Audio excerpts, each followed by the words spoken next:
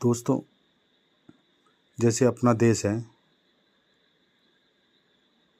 अंग्रेज़ों ने ग़ुलाम किया और मुसलमानों ने ग़ुलाम किया।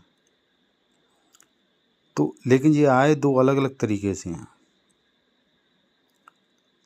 जो अंग्रेज़ आए थे, उनकी सोच थी कि भाई इस देश का जो आम नागरिक है ना, वो ग़ुलाम है, राजाओं का, किसी का भी।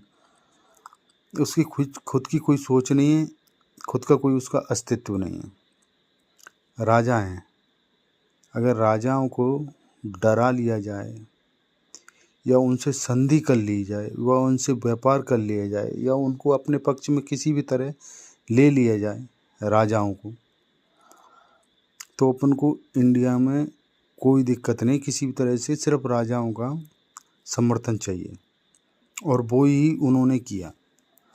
एक राजा का समर्थन लेके दूसरे राजा से लड़ाई, दूसरे राजा का लेके तीसरे राजा से लड़ाई, फिर अपनी धमकी दे के, अपनी पावर दे के उसको अपने अंडर में लेना।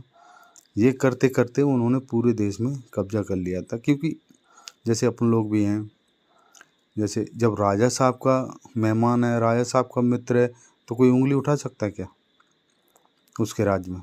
कोई नहीं उठा सकता, क्योंकि बाकी गुलामी है, गुलामी समझ लो। और मुस्लिम जो लोग आए थे, वो अलग नतीजे से आए थे।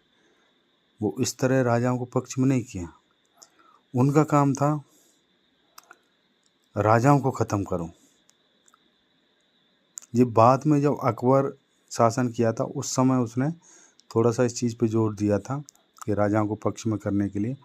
उससे पहले क्या था, राजाओं को ख़त्म कर दो, बाकी नीचे वालों को कोई दिक्कत नहीं है। नीचे वाले गुलाम ही हैं,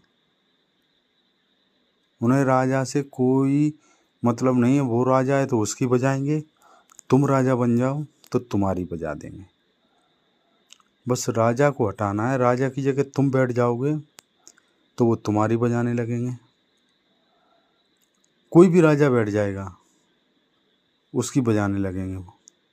तो उनका मेन मकसद था राजाओं की जगह लेना। अब राजा ऐसे तो देंगे नहीं, तो राजाओं को ख़त्म करना, जो भी है उनकी जगह लेना।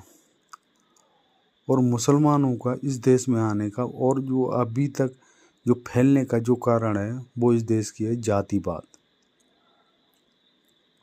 जब से लेके अभी तक वही मुद्दा है, जातिवाद ख़त्म नहीं होगा इस देश में, कुछ ख़त्म नहीं।